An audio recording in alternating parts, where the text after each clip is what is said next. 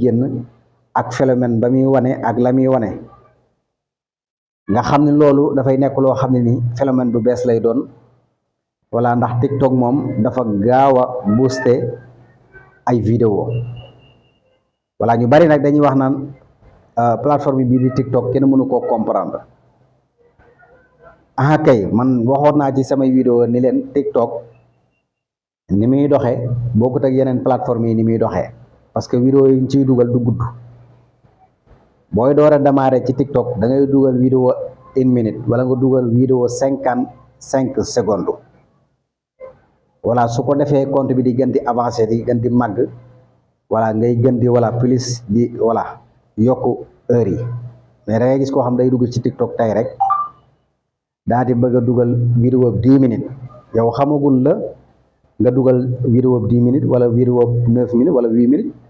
mais nit ñi duñ ko seetaan ndax duñ am jotu toog fa di ko seetaan mais boo dee dugal vidéo 55 secondes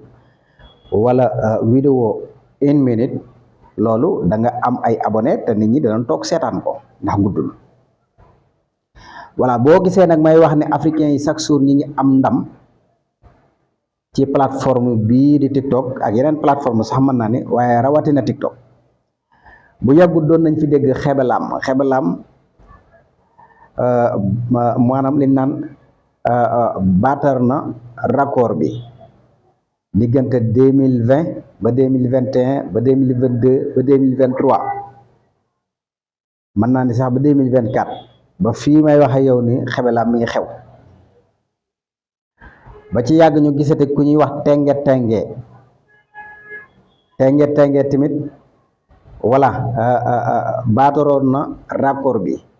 giseen ngoon ko foo ngeen doon ubbi rek ci TikTok bi rek da ngeen di dajeeg ay vidéo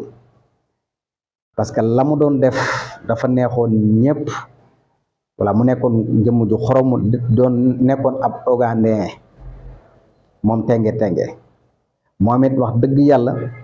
mu xew lool lim amoon ci ay followers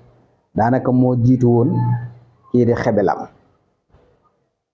te ñooñu ñëpp ay africain lañ léegi nag amaan nañ keneen koo xam ne nag moom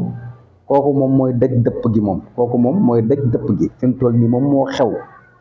te xam naa ne moom damay ragal ni